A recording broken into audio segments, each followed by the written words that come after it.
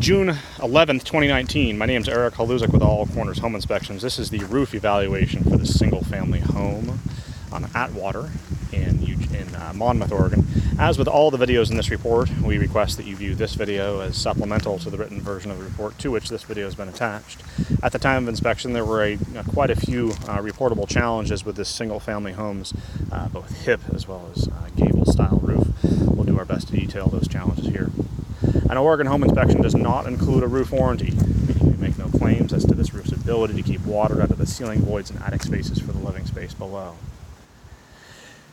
We are going to make the claim that this roof is beyond the end of its useful service life. We can substantiate that claim by detailing some of the more significant challenges with the individual shingles on this composition style roof. First off, the most obvious one is that the granular material on this roof has departed from the roof line in quite a few areas.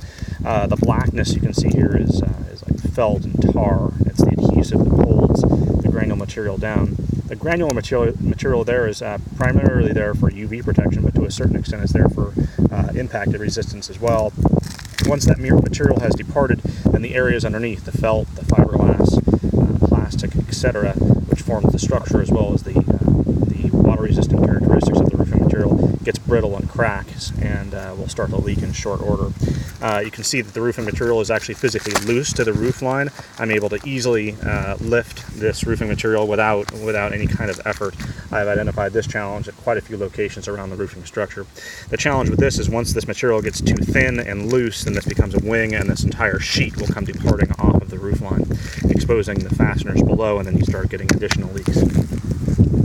The roof penetrations are also in fairly poor condition. You have patching to at least a couple of them around the roof line, and we've noted at least at one location at the right rear portion of the structure that it's in such poor condition that at some point they actually replaced it in a less than workmanlike fashion. We should note they actually adhered, or they actually fastened this covered roof vent with nails exposed to the element with no effort at all to seal those.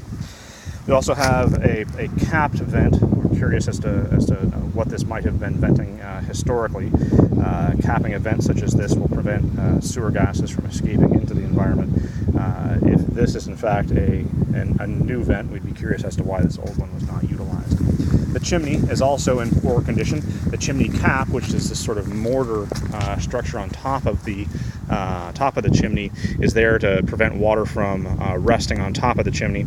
Two conditions here. The obvious one is the cracks that you can see around the perimeter of the shoulder of the structure, and then the seam, which should be sealed to that top course of brick, would allow water to run into the casement of the chimney, and then in a freeze-thaw event, we'd experience a situation where that water would then in turn expand and create cracks in the structure of the chimney.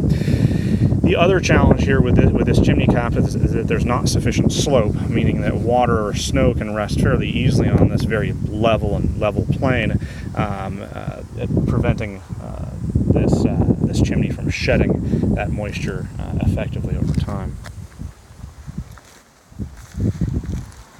We'd recommend evaluation and repair to this roof and all of its components by a licensed roofing contractor. This has been Eric Haluzak with All Corners Home Inspections.